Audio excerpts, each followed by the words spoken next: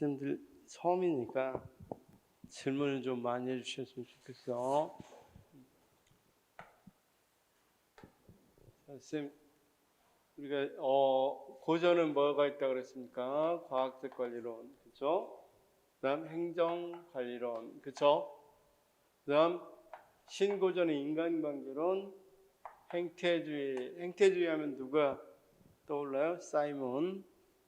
그다음 미국이 다른 나라가 공산화 안 되기 위해서 자기 행정 제도를 이식시키려고 했다고 그랬죠. 왜 안 되는지에 대해서 환경 때문이라고 봤는데 둘 다 어떤 게 있었어요? 자, 비교 행정론 왜 안 되는지 환경 때문에.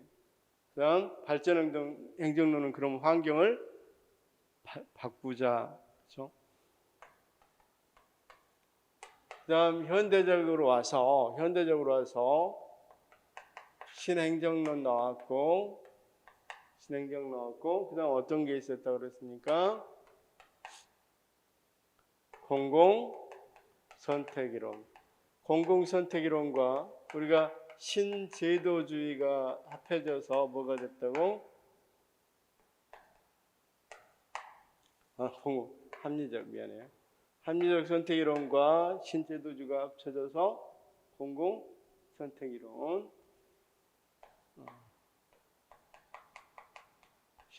신공공관리론 또는 공공관리론이라고도 한다고 그랬죠. 또는 시험에는 그냥 NPM 이렇게 나오기도 한다고 그랬죠. 그래서 그다음 여기는 다시요. 행태주의는 철학으로는 무슨 철학? 논리 실증주의 철학이고, 이게 무슨 철학이라고 그랬어요? 현상학이라고 그랬죠. 현상학 지난번에 설명해 드렸죠. 대답이 없어. 현상학 설명해 드렸죠.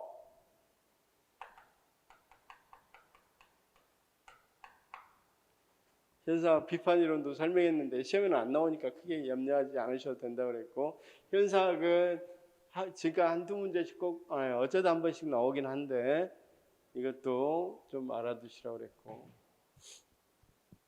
자, NPM 나왔고, NPM이 2007년에 세계적인 금융위기를 겪으면서 이제 이건 한물 갔다. 문제가 많이 발생했거든요, 이걸로. 그래서 자, 여기에 대해서 대안으로 나온 게 뭐가 있었다? 탈신공공관리론이 나왔고, 탈신공관리론의 가장 큰 핵심은 신공공관리론의 어떤 부분을 이야기한다?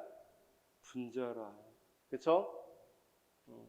너무 분절화되어 있는 부분에 문제를 삼고 너무 규제 완화되는 것도 문제가 있었죠.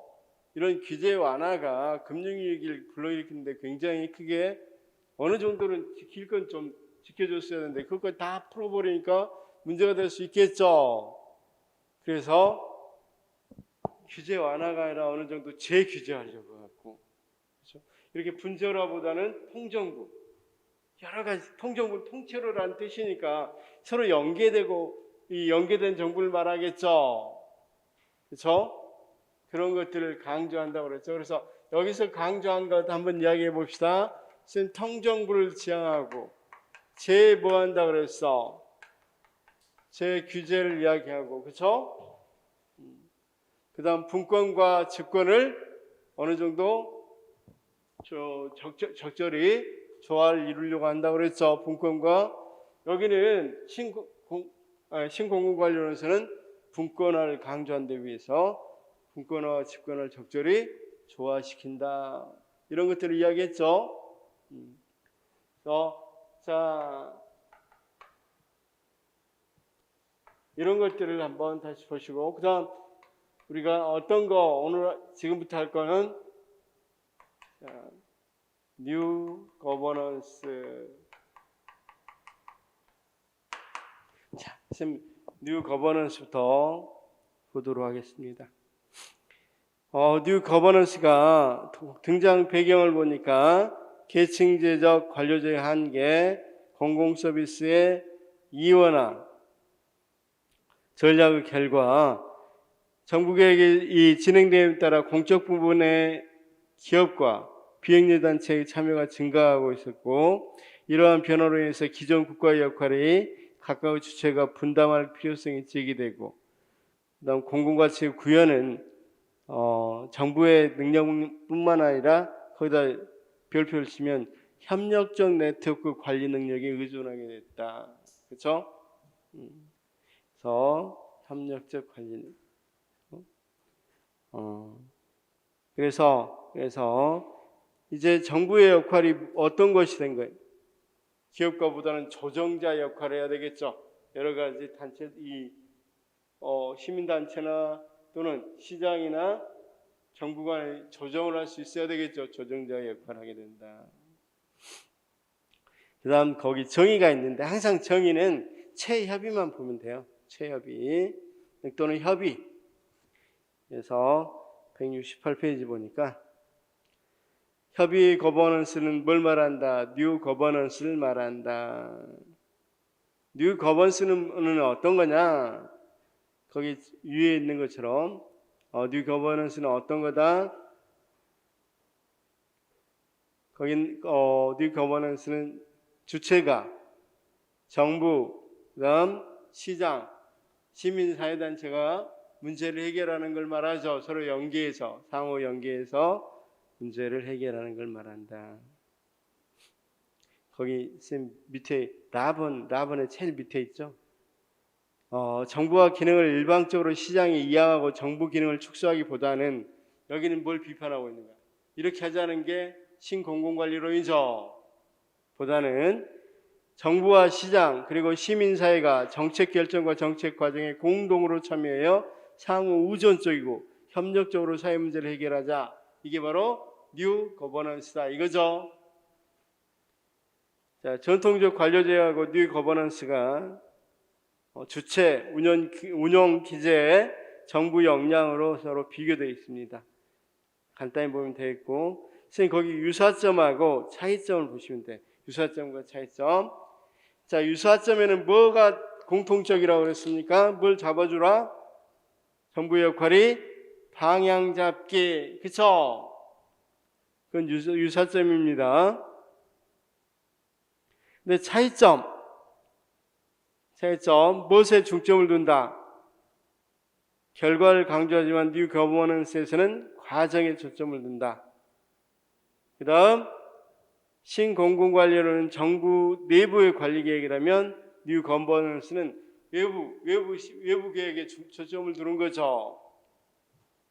그 다음 신공공관리 고계획으로 간주했다면 뭘로 간주한다? 이게 중요했어요. 자, 뉴 거버넌스에서는 시민은 고객이 아니라 뭐다?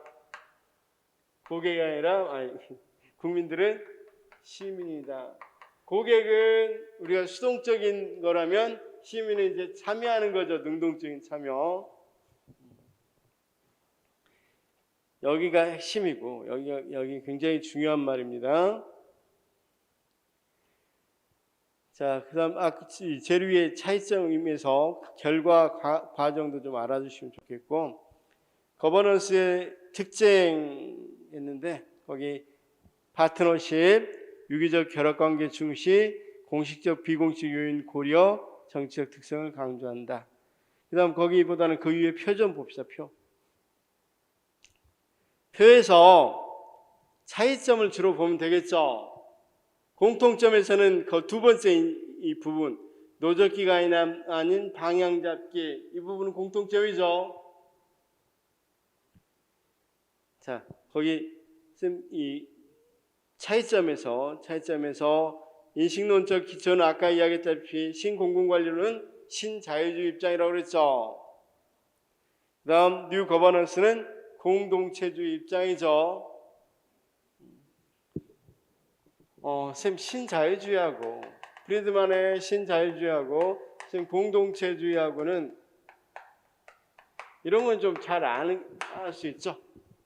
쌤 기본적으로 알고 있죠.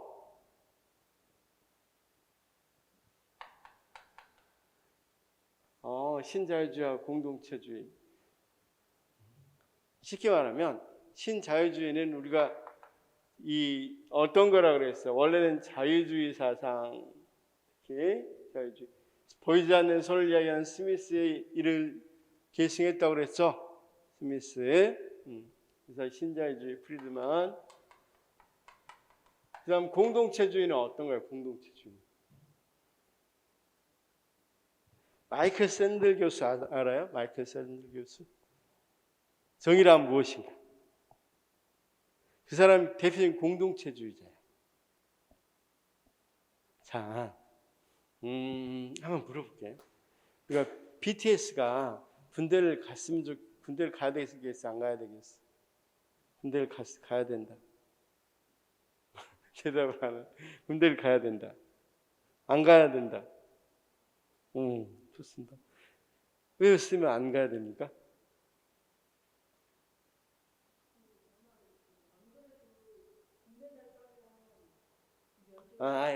물론 맞습니다. 그건 인정하는데 만약 그런 게 없다고 우리 국민들이 가야 된다고 생각한다면 그런 게 물론 그런 제도가 만약 없었다면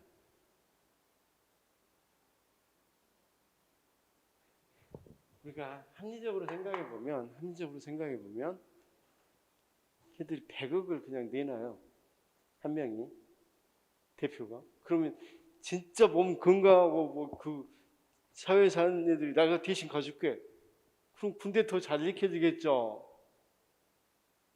아니 군대 갔다 오면 10억씩 준다는데 가죠. 근데 우리는 왜 그것을 대해서 굉장히 거부감을 느낄까요? 말씀하신 대로 좋습니다. 뭐 메달 따고 그런 것은 사실은 있어서 지금 비교해서 하는 거지만 실제로 그런 게 없다 하더라도 합리적으로 우리가 생각해 보면 너무 돈을 많이 벌고 세계적으로 굉장히 유명하니까 그 많이 번 돈을 100억을 내놔요. 그래서 지금 놀고 있는 사람도 많이 있잖아요. 사실은 일자리 없는 사람들. 그럼 그 사람 중에서 갔다 오면 10억씩 줄게. 그럼 진짜 건전하고 이런 말이 죄송해요. 그 박군 같이 TV 보면 박군 특수부대 나오신 분 있잖아. 그런 분들 같이 그 체질인 사람들이 갔다 오면 되잖아. 10억 버는데. 근데 우리나라에서는 그게 이해가 잘 안 되고 용서가 잘 안 되죠. 왜냐하면 공동체주의는 공동체에서 지켜야 되는 그런 룰이 있다는 거, 규칙이나 규범이 있고 그것들을 꼭 어느 정도는 이걸 지키고 이것들을 해나가는 게 최선의 선이다. 공공의 선은 꼭 지켜야 된다. 그래서 이것에서 벗어나면 비난받아야 되고 문제가 될 수 있다는 것이 공동체주의예요. 그래서 마이클 샌들 교수가 자꾸 예를 들고 이야기하는 게 자유주의자들은 자꾸 개인의 권리 이런 것들을 강조하죠. 그런 것에 대해서 이야기하는 게 마이클 샌들 교수가 이야기하는 자꾸 공동체적 규범이나 이런 것들의 룰이라든가 이런 것들이 규칙이라든가 이런 것들이 공공의 선이기 때문에 공동의 선이 되기 때문에 이걸 지키면서 살아가야 된다. 이게 공동체주의예요. 그러면 우리가 뉴 거버넌스가 왜 공동체주의인지 금방 알겠죠. 그러면 봐봐요. 참자가 정부, 민간단체, 시민 모두가 어느 정도 룰을 지키고 이 룰에 맞춰서 운영돼야 되겠죠. 그러니까 기초적으로 무슨 입장이야? 공동체주의적 입장이라고 이야기할 수 있겠어 없겠어? 이해는 됐어요? 자, 그 다음 이 신공공관리론, 신자유주의는 우리가 똑같이 그 자유주의와 똑같이 어떻게 시장에 맡겨야 되고 뭐 합리적 선택을 하자는 거예요. 합리적 선택. 자, 그래서 그 정도로만 알면 되고 그 다음 관리기구로는 시장하고 네트워크, 관리 가치로는 성과가 중요한데 신뢰가 중요하고 이런 것들은 다 알겠죠? 자, 그래서 서비스 공급에서도 민영화 민간 유탁보다는 공동으로 생산하자는 거예요. 공동으로 생산하자. 그래서 나머지는 조금 보시면 되겠습니다. 자, 거기 이 신공공관리의 효율성을 추구하자면 뉴 거버넌스는 민주성, 신공공관리론이 이건 논란이 조금 있어요. 정치행정 이원론에 가깝냐 이론론에 가깝냐 그렇지만 이원론이라고 주로 이야기한 게 뭐 때문에 그래요? 신공공관리는 시장의 원리를 그대로 도입하자는 거니까 우리가 경영이 시장에 사는 게 경영이죠. 그걸 그대로 어디에 넣자? 정부에다 넣자. 그러니까 경영하고 행정이 이론론이 되다 보니까 여기같이 정치행정으로는 이원론이라고 이야기할 수도 있겠죠. 제일 밑에 차이점 표에서 차이점 정치행정 이원론. 그런데 자 뉴 거버넌스는 실제로 누가 하자는 거야? 국정을 누가 관리하자는 거야? 새 주체가 관리하자고 그랬으니까 정치하자는 거잖아, 행정이. 그렇죠? 따라서 정치행정 이론론에 가깝다. 이렇게 이야기할 수 있어요. 제가 신공공관리론은 조금 유보적으로 봐야 된다고 그랬습니다. 자, 그다음 이제 거버넌스 유형 중에서는 쭉 다른 건 다 볼 필요 없습니다. 우리나라에서 문제로 제일 잘 나오는 게 뭡니까? 외국 학자들이 주장한 거. 왜 사실은 우리가 외국 학자가 주장한 게 중요하느냐? 별로 중요하지 않아요.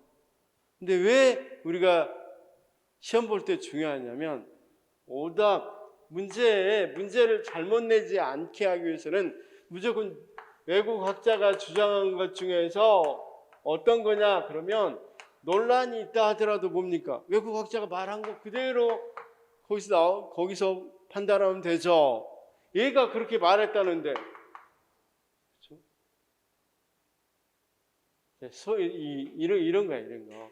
우리가 어떤 것을 이야기할 때 A라는 것에 대해서 이야기할 때 A는 뭐 물로 쉽게 말해서 김으로 볼 수도 있고 이로 볼 수도 있단 말이야. 이렇게 볼 수도 있고 이렇게 볼 수도 있는데 자, 이 학자가 주장한 것은 뭐 자기 주장이 딱 하나 있으니까 그건 글로 가면 되겠죠. 그래서 출제인들이 출제를 잘못하는 걸 방지해서 이런 걸 굉장히 좋아해요, 사실은. 그래서 다른 분류도 충분히 가치가 있는데 거기 피터스라고 하는 사람의 분류가 있죠. 피터스의 모형. 이것만 시험에 나와요. 이것만. 그러니까 이건 별표 2개 정도는 해두셔야 되겠죠. 거기다가 피터스. 쌤 170페이지에 있는 피터스 거버넌스 모형. 이것만 시험에 나온다고.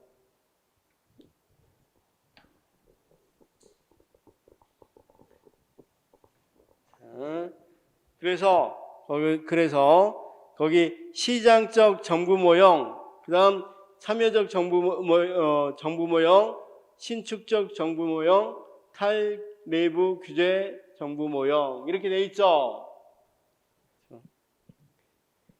자, 다시 한 번만요. 거버넌스 모형으로는 피터스의 거버넌스 모형이 나오고 이 네 가지 모형은 또 암기해야 돼. 그래서 이런 표로 되어 있는 것들, 이 외국 학자가 추정한 이런 표들은 지난번에 우리 사바스크 다 외웠죠. 이런 것처럼 다 외워줘야 돼.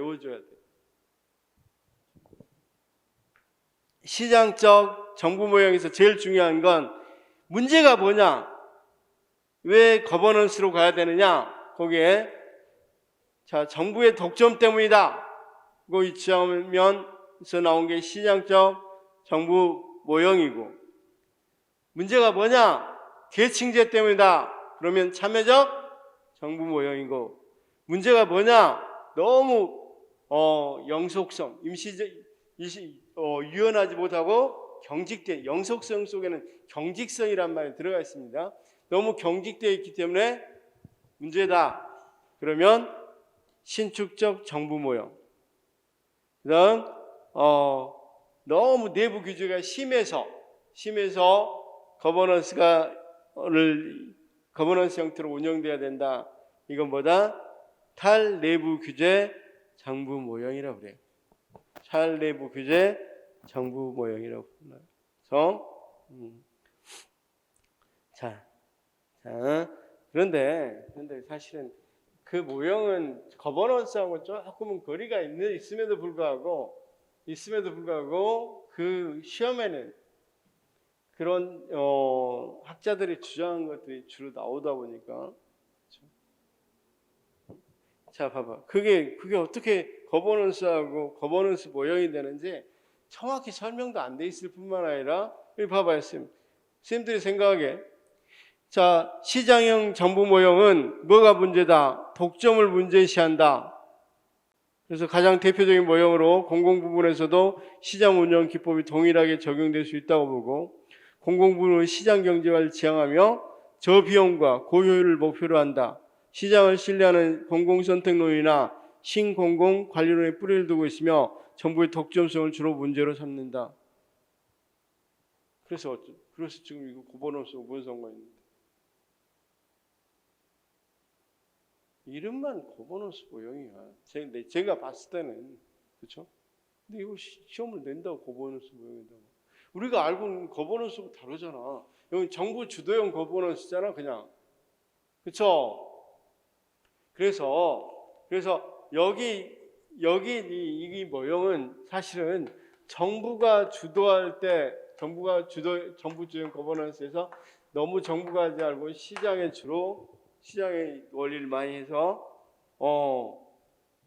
정부 독점이 문제되니까 시장 운영 기법을 많이 넣어서 거버넌스로 운영해라 이런 것들이 있는데 여기에 지금 우리가 생각하고 있는 시민단체란 말이 한마디 들어있어 없어. 그냥 정부 안에서 거버먼트 말고 그냥 이 뭡니까 유계적으로 하지 말고 그냥 어느 정도 유연하게 하자 그런 내용밖에 없어.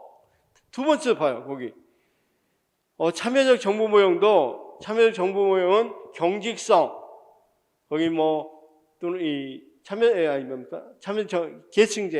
계층제를 문제로 삼다. 계층제를 문제로 삼으며 대내의 구성원들의 광범위한 위한 참여를 중시하는 모형으로 전통적 계층제 모형에서 소외됐던 집단들에게 더 큰 관여가 허용된다는 의미에서 권한유양 정부 이렇게 되어 있는데 자 계층제에서 이 부분은 조금 그래도 어느 정도 의미가 좀 있겠지만 권한의양 정부 이렇게 해서 계층제가 문제다 삼으니까 이렇게 하자는 건데 사실 표를 보니까 뭐 한다? 그냥 계층제가 뭐야? 계층제가 지금 계층제가 어떤 걸 계층제라 그래? 이걸 계층제라 그러죠. 계층제 정확한 것은 권위의 유계가 있는 거. 수직적으로 이렇게 분화되어 있는 이걸 계층제라고 그러죠. 그럼 이게 계층제가 문제니까 평면 저지를 만들자 이거야. 계층제 없이.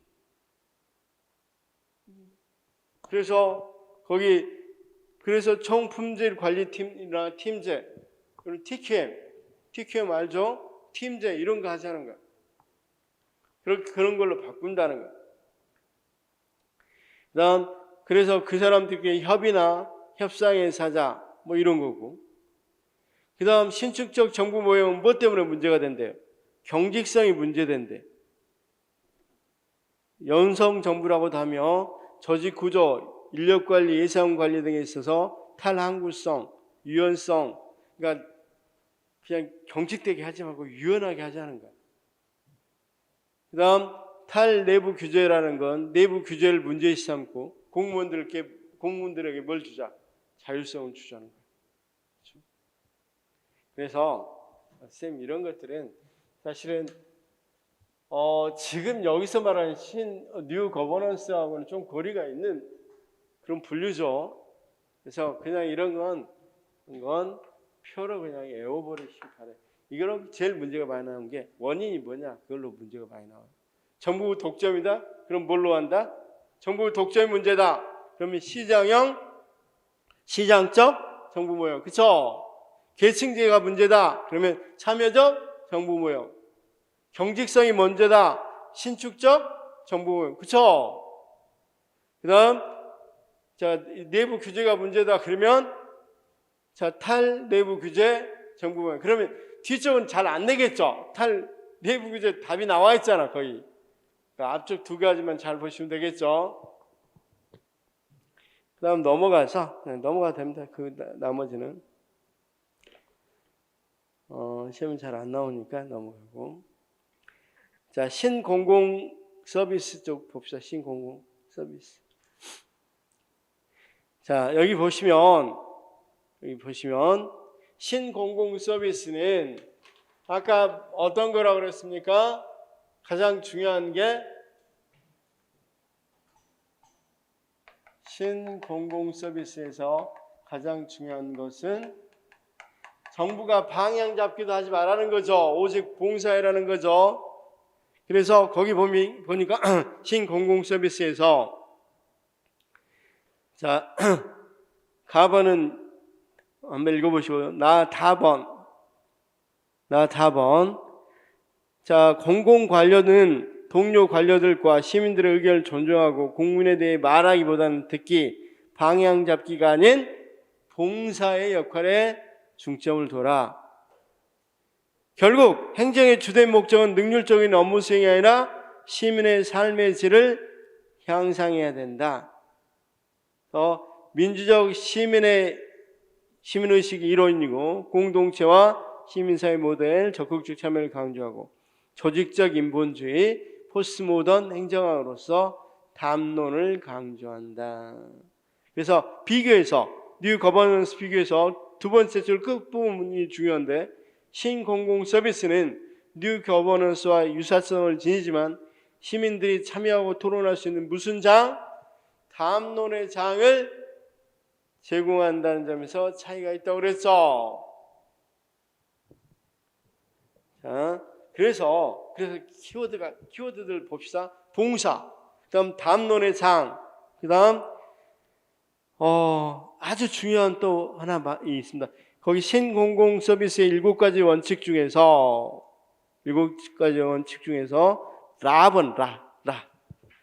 라번하고 라번인데 특히 라번 전략적으로 생각하고 민주적으로 행동한다. 이 말 꼭 알아두십시오. 전략적으로 생각하고 민주적으로 행동. 그 다음 기업가 정신보다는 시민의식에 대한 가치라고 그랬죠.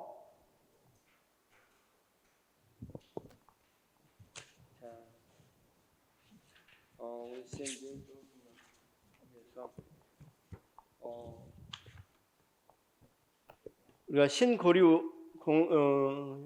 원전 탈원전할 건지 아니면 어느 정도 원전을 강화할 건지에 대해서 한번 214페이지 한 번만 다시 돌아볼까요? 214페이지 볼까요?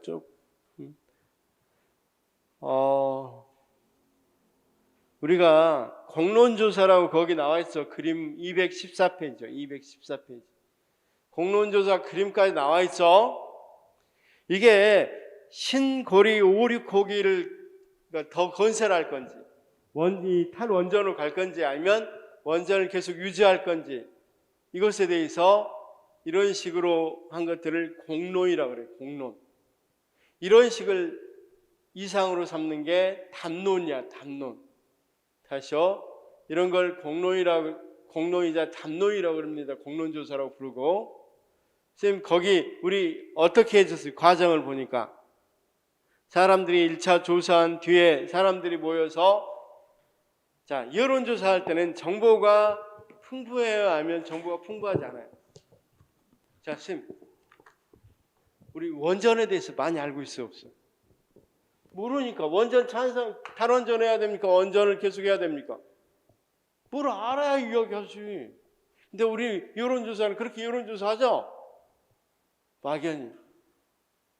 자, 요즘 아주 핫한 뉴스 중에 만 5세 입학하는 거 있죠? 그것에 대해 찬성입니까? 반대입니까?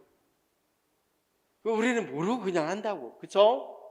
그런데 공론은 이렇게 모아요. 몇 명을 뽑아서 500명 대표적인 이제 확률 평균 추출이라고 그러는데 뭐 나이도 나누고 나이도 이렇게 국민들 전체 나이를 생각해서 나이에 맞게 뽑고 남녀도 그렇게 뽑고 그렇죠? 여러 가지 조건을 가지고 뽑아요. 신고리 원전할 때 500명을 이렇게 뽑았어요. 이들한테 이제 2박 3일 동안 많은 정보들을 이렇게 주고 서로 간에 생각할 시간 주고 소집단 토론하고 이렇게 해가면서 이것 의견들을 또 한번 조사를 해서 모아요. 모으고 나서 자신의 모아진 것에 대해서 다시 또 토론해서 이제 이 모아진 절차를 가지고 누구에 가면 보고서를 가지고 정부에다 넣으면 정부가 그것에 참조해서 또는 그것에 입각해서 정책을 펼쳐요. 그럼 결국은 봐봐요. 옛날 정부는 노를 저어야 된다고 했습니다. 그래서 공공 서비스 생산하고 이런 거 실제 배경할 수 있도록 노를 적어서 국민들이 살아갈 수 있도록 해줘야 된다. 그랬더니 신공공관리론이 나와서 그 민간이 해도 돼. 민영화 시켜 그냥 민간이 하게. 그리고 훨씬 더 효율적으로 잘 잘 져. 니네들은 어디로 갈 건지 방향만 잡아 정부가. 근데 여기 뭡니까? 신공공 서비스로는 방향조차도 너네들은 잡지 말고 방향을 누가 잡아? 시민이 잡고 이 잡아놓은 방향에 대해서 어떻게 잘할 건지 전략적 사고가 필요하고 아까 전략적 사고가 필요하다고 그랬죠. 전략적 사고고 민주적 행동이 필요하다고 그랬으니까 이들은 어떤 의견들을 어떻게 잘 모을 건지 그런 것들이 필요하고 그걸 맞춰서 행동하는 것들 그러면서 시민들에게 봉사하는 것이 주된 임무가 돼야 된다고 이야기하는 게 신공공 서비스입니다. 지금 여기까지 이해가 됐어? 혹시 질문이 있어? 질문? 그러니까 이 사람들이 강조하는 담론이라는 게 대강 뭔지는 알겠죠?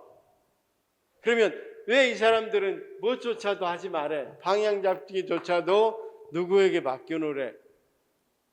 그렇죠. 국민들이 할 수 있도록 맡겨놓으라는 거야. 오직 정부는 뭐 하는 거? 그런 것들이 잘 이루어지도록 전략적 사고고 민주적 행동하면서 봉사하는 거. 그래서 이제 다 나왔네요. 전략적 사고, 민주적 행동, 봉사. 그렇죠?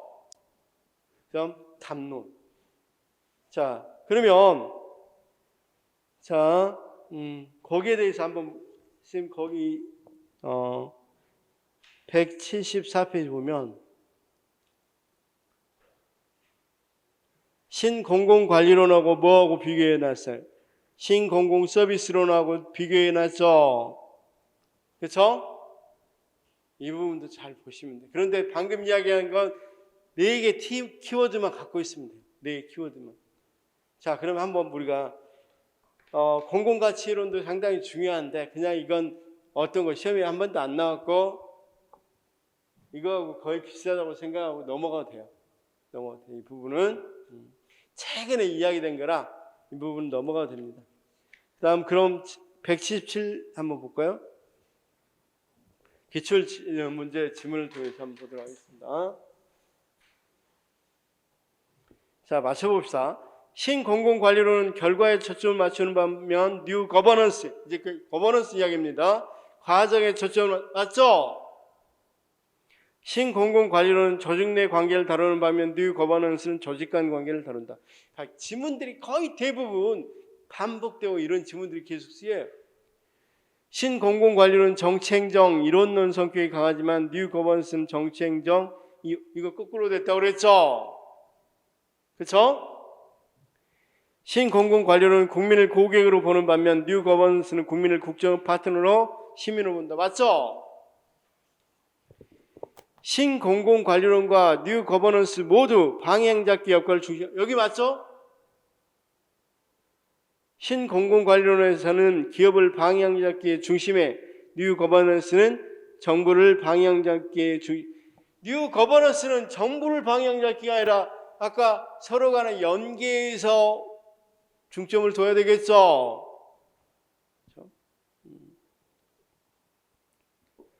아까 이 3자가 있으면 3자가 연계해서 방향을 잡아야 되겠죠. 같이 운영하자고 그랬으니까.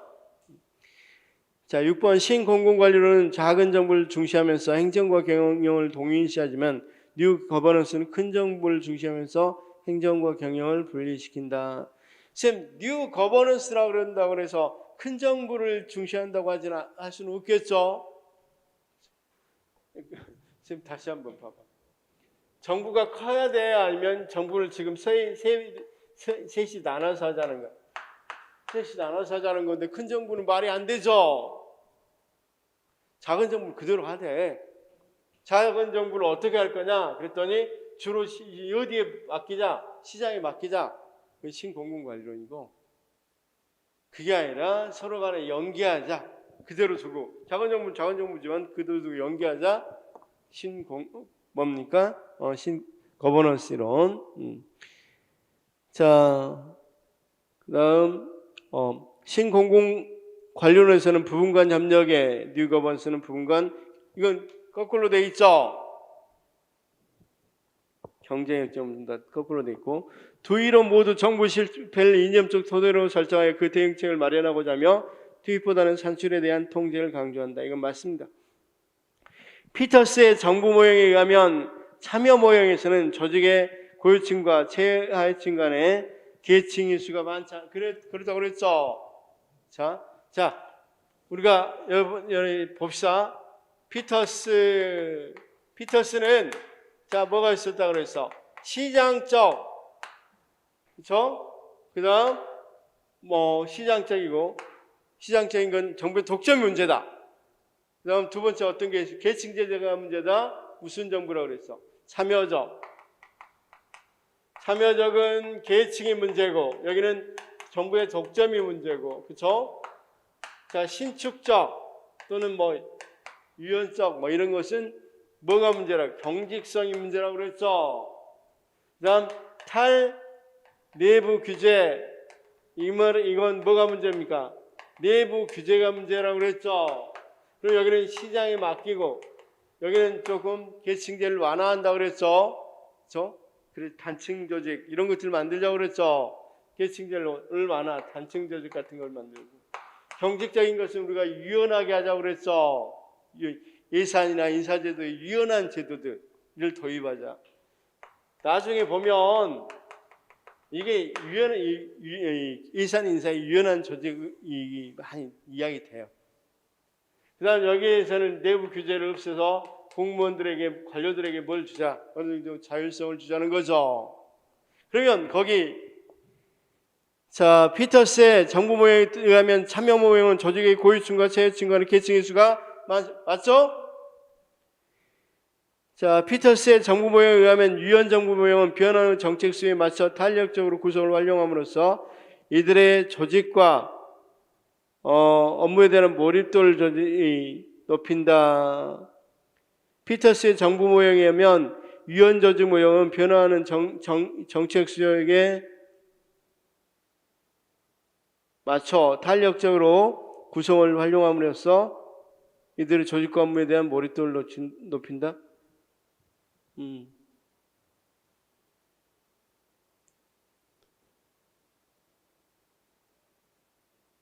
저 유연 조직 모형이 잠깐만 뭔가 앞에 조금만 봅시다. 유연 정부 모형. 신축적 정부 모형, 유연 정부 모형. 유연 정부 모형 변화하는 정책 수에 맞춰 탄력적으로 구성을 활용함으로써 이들의 조직과 업무에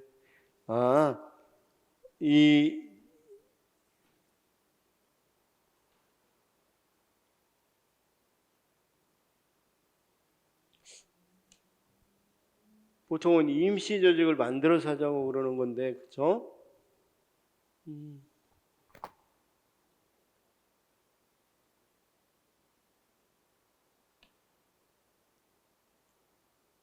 자, 다시 한번 거기 유연 정부 모형은 변화하는 정책 수요에 맞춰서 탄력적으로 구성들을 활용함으로써 이 부분은 보통 임시 유연 정부 모형이 맞긴 한데 이걸 유연 정부 모형이라고도 하는데 다시요 한 번만 다시 봅시다. 신축적 유연 조직 모형이라고도 하고 경직성을 문제시 조직의 경직성을 문제시한 모형으로 연성정부 모형이라고 하며 조직 구조, 인력 관리, 예산 관리 등에서 탈항구성, 유연성, 융통성을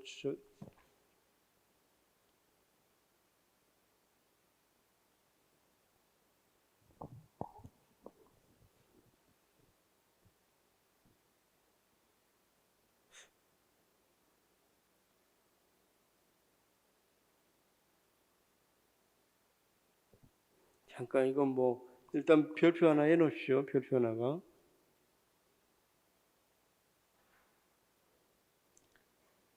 자,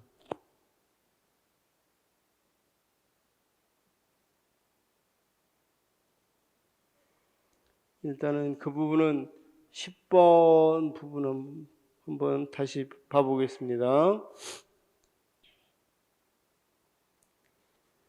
자, 거기 10번은 한번 별표해 놓고 11번부터 다시 보겠습니다. 피터스의 정부 모형에 의하면 시장 모형은 정치 지도자들의 권력을 약화시키고 기업가적 관료들의 정책 결정자들로서의 역할을 제고하는 결과를 가져왔다.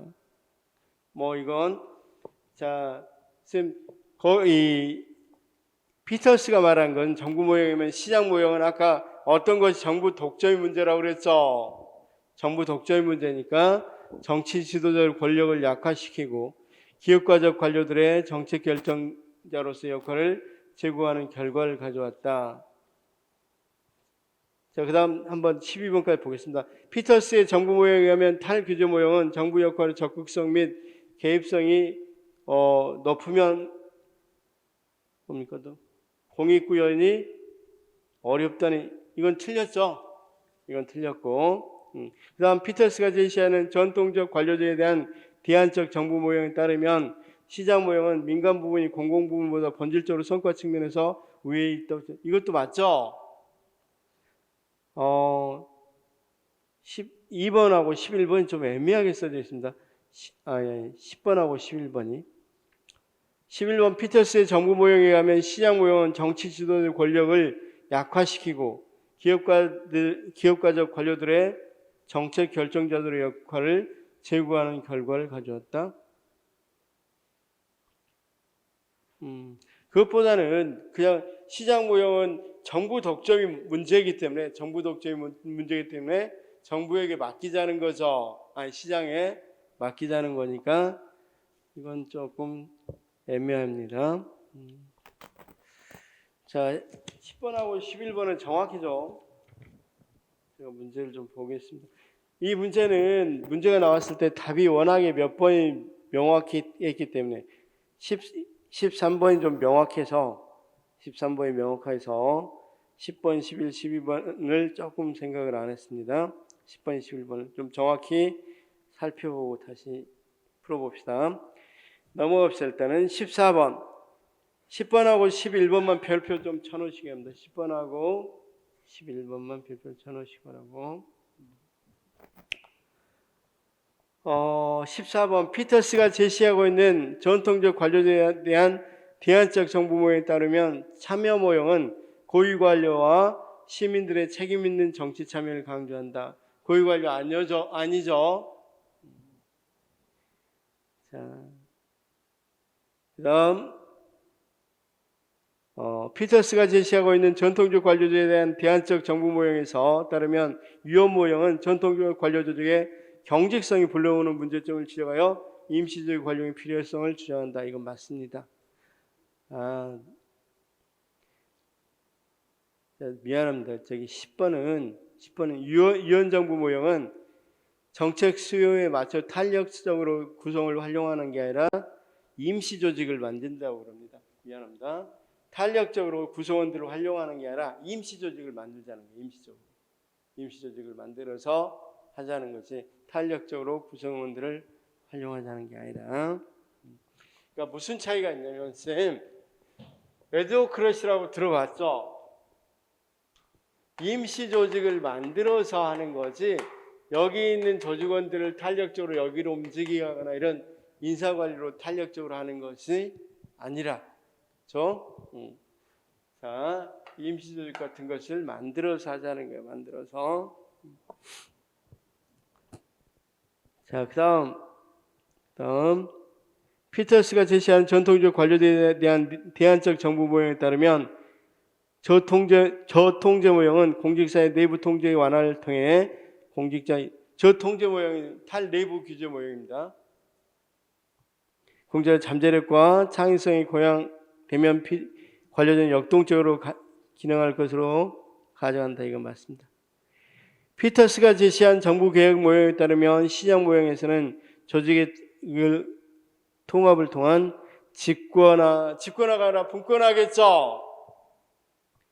피터스가 제시한 정부 개혁 모형에 따르면 참여정부 모형에서는 조직 하층부 구성원들과 고객들의 의사결정 참여 기회가 확대될수록 조직이 효과적으로 기능한다고 봤다. 맞고, 피터스가 제시한 정부 개혁 모형에 따르면 신축적 정부 모형에서는 정규직 공무원 확대하면 신축적이 안 되죠. 그래서 비용이 절감하고 공익을 증진시킬 수 있다고 본다. 아니고, 피터스가 제시한 정부 개혁 모형에 따르면 탈규제적 정부 모형에서는 경제적 규제 완화를 통한 시장 활성화를 추구해. 뭔 소리야? 탈규제적 정부 모형은 내부 규제 완화죠. 정부 규제를 완화한다는 건 말이 안 되잖아요. 그렇죠?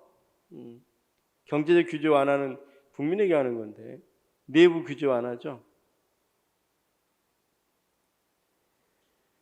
자, 피터스 거버넌스 정부 개혁 모형에 따르면 저통제 모형에 해당한다.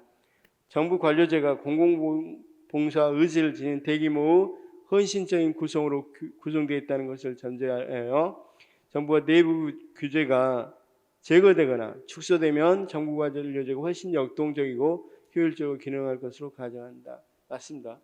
맞습니다. 그래서 저통제 이론에서 제일 중요한 게 공공봉사 동기. 그래서 다시 한 번만 거기 표로 가보면,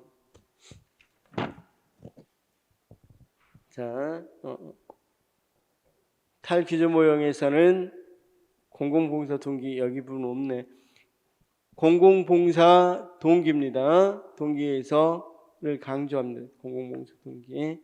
탈규제 모형에서는 밑에다 써놓으십시오. 공공봉사 동기, 구성원의 공공봉사 동기.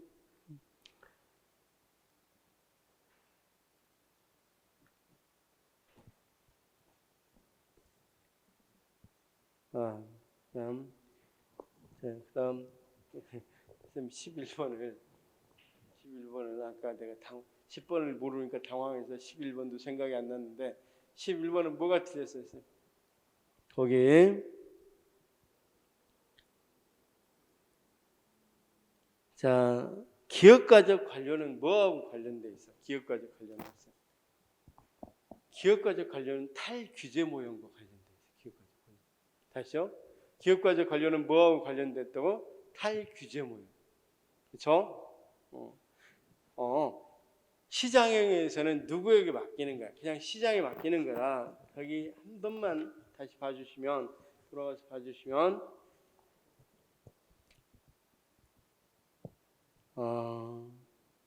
자, 쌤 여기 171페이지 보셨나요?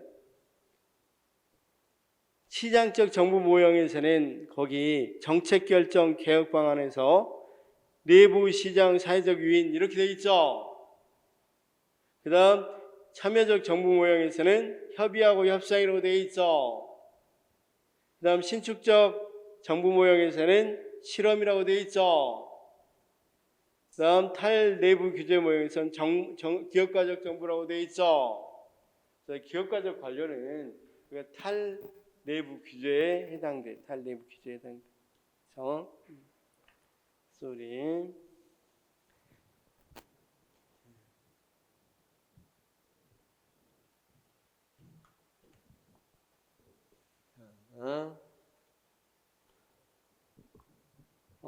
그래서 10번에서 틀린 것은 임시 조직을 만들어서 하자는 겁니다. 임시 조직을 만들어서 하자는 거고 11번에서 11번은 기업가적 관료는 탈규제 모형이다. 그렇죠? 탈내부 규제. 탈내부 규제 또는 저통제 모형이다. 이렇게 이야기했습니다.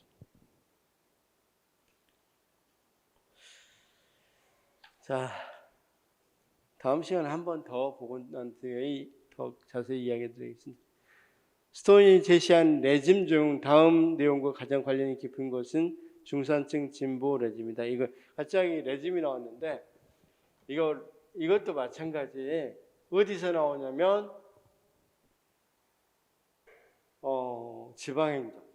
지방행정에서 레짐, 그렇죠? 프랑스에서 레짐이 있었죠. 그래서 프랑스에서 나온 것들인데 거기 표가 없잖아, 표가. 그래서 뒤로 넘겨보면 180페이지 위에 있어요. A씨가 이거 있었죠? 그렇죠? 네, 이건 쌤 지금 여기서 나올 문제가 아닌데 여기가 들어가가지고 나중에 뭐 할 때 지방정부를 할 때 하겠습니다. 이건 다시 여기는 23번 거버넌스에 기반한 서비스 연계망의 단점은 분절화로 인해 집행 통제가 어렵다는 점이다. 말이 안 되죠? 거버넌스는 연계되어 있는데 거버넌스에 기반한 서비스 연계망의 단점은 정보 부족으로 인해 조정이 어렵다는 점이다. 아니 말이 안 되니까 맞죠? 거버넌스에 기반한 서비스 연계망의 단점은 정보 부족으로 인해 조정이 어렵다는 점이고 거버넌스에 기반한 서비스 연계망의 단점은 서비스 공동성에 따라 책임 소재가 불분명하다는 점.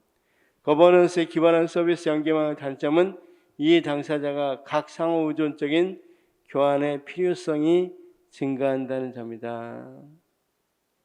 자, 쌤 단점을 물어봤으니까 이건 단점이 아니죠. 다시 우리가 거버넌스의 단점이 뭐냐 이렇게 물어봤어요. 거버넌스의 단점. 자, 그러면 단점이라는 것은 우리가 연계를 할 때 서로 간에 3자가 연계될 때 1번과 지보가 있어.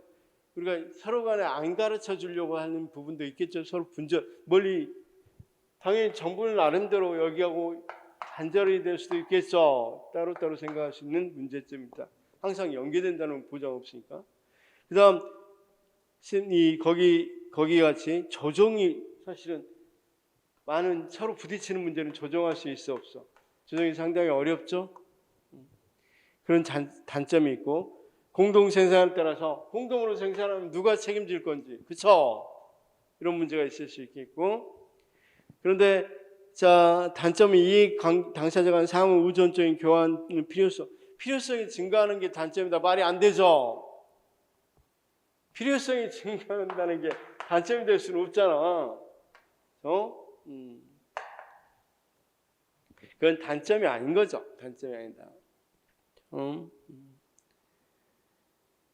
자, 다음 27번 민주적으로 선출된 정치 지도자에게 책임성 확보.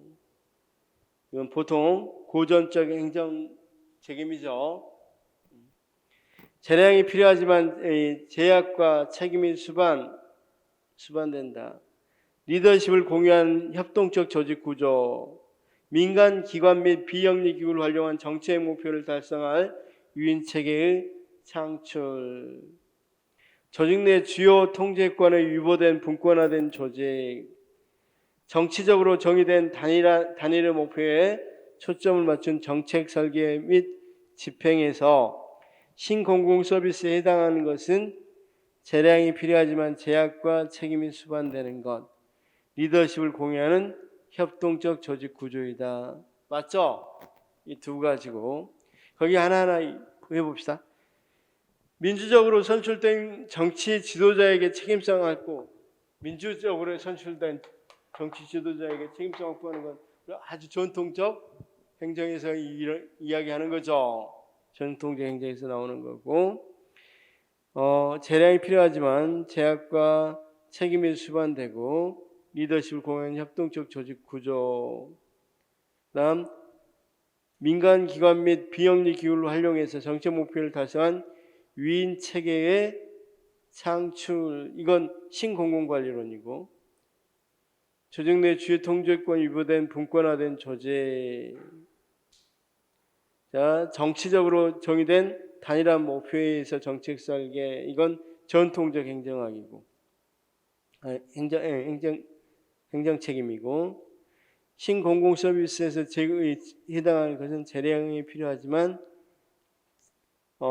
제약과 책임 수반, 리더십을 공유한 협동적 조직 구조, 그렇죠? 그래서 두 가지만 해당되죠. 지금 제가 말 안 한 게 있어? 없죠? 자, 제일 앞에 건 뭐라고요? 전통적 행정책임. 그 다음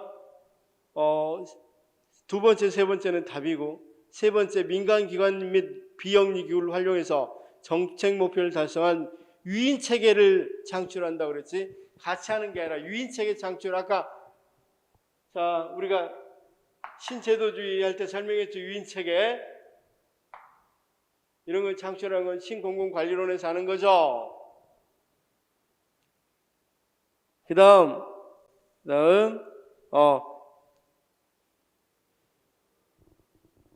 정치적으로 정의된 다이내믹 목표에 초점을 맞춘 정책 설계 및 집행, 이건 전통적 행정 책임에서 이야기되는 거고,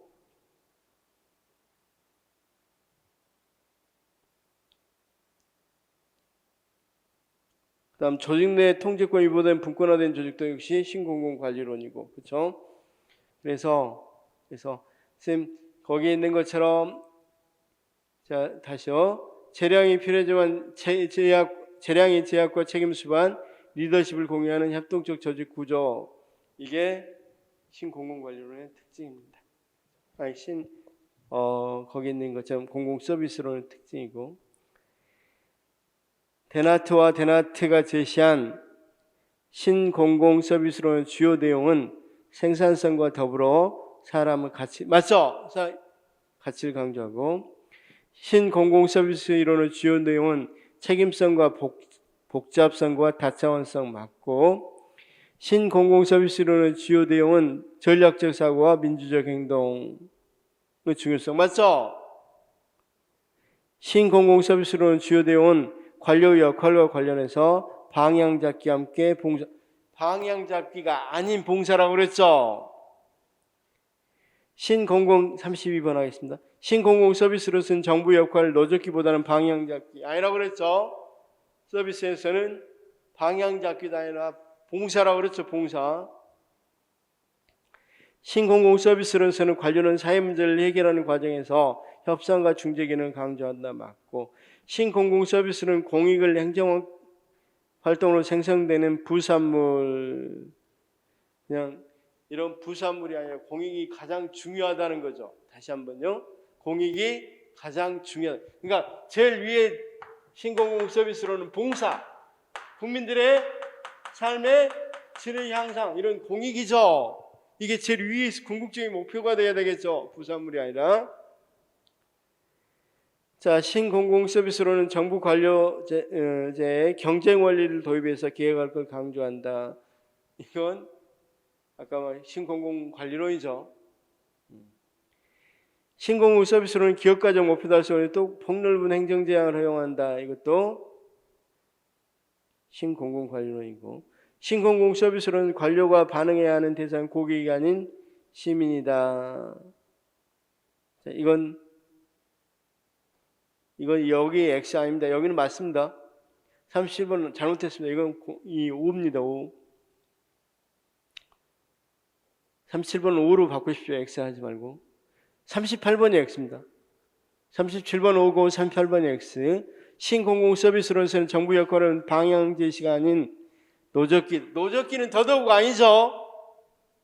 그러니까 쌤 문제가 답이 계속 뭐가 나와? 노젓기, 방향 잡기, 봉사, 셋 중에서 고르는 답으로 계속 나오죠.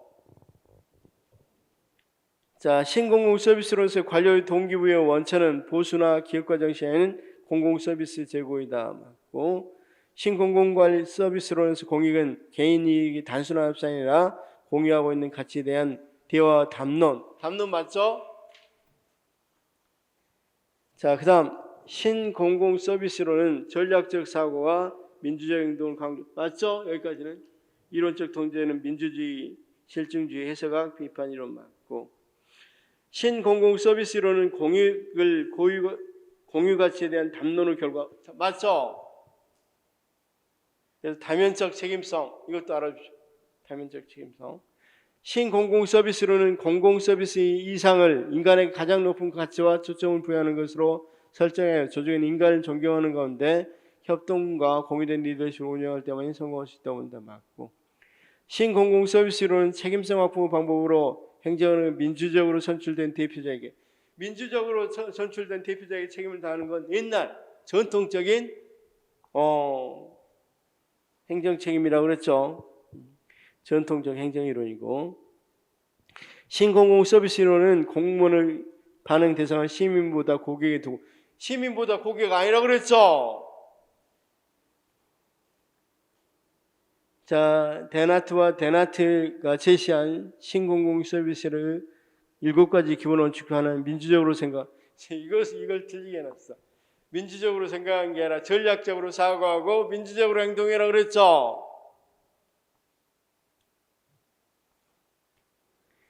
데나트와 데나트가 제시한 신공공 서비스로는 7가지 기본 원칙 중 하나는 방향을 잡기보다는 시민에 대한 봉사 맞고, 자 7가지 원칙 중 하나는 공유된 가치를 창출하는 담론을 맞죠?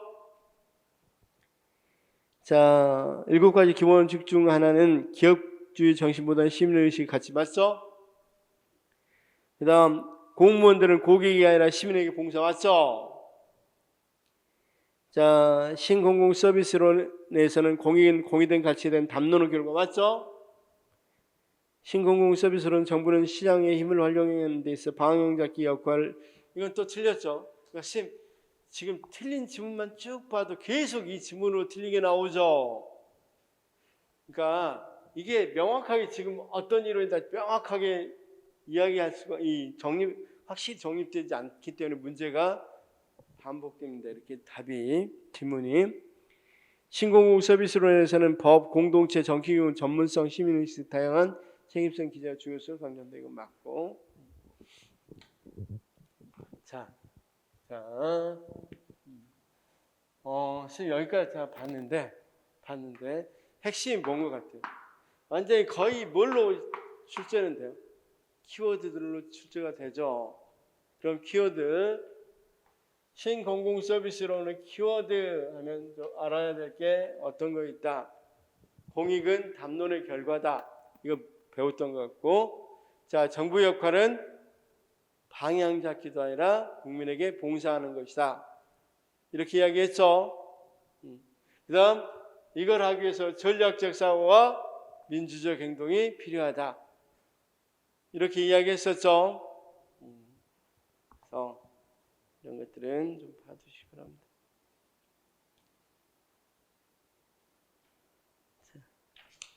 그다음 우리가 이 어떤 거 뉴 거버넌스에서의 핵심은 고객이 아니라 여기하고 차이가 고객이 아니라 뭘로 본다? 시민으로 본다. 그렇죠? 그다음 여기는 뭐가 중요하다? 세 주체의 연계가 중요하고 네트워크가 중요하다는 거죠. 그렇죠? 그러다 보면 신뢰가 중요하게 되는 거고, 아까 여기에서 주로 나왔던 게 피터스 모형이니까 피터스 모형은 조금 알아둘 필요는 있을 거고, 그렇죠? 그래서 자 피터스 모형 자체 4개를 다 외워야 돼요. 사실 아까 여기 나왔던 것들을 어느 정도 외워두면 되는데. 임시 조직을 활용해서 어느 정도 유연한 정부 조직을 만들어야 된다. 신축적 조직 모형이었죠. 정부의 독점 때문에 문제다. 시장적 정부 조직 모형이죠. 그다음 계층제 때문에 문제다. 참여적 조직 모형이죠. 그렇죠?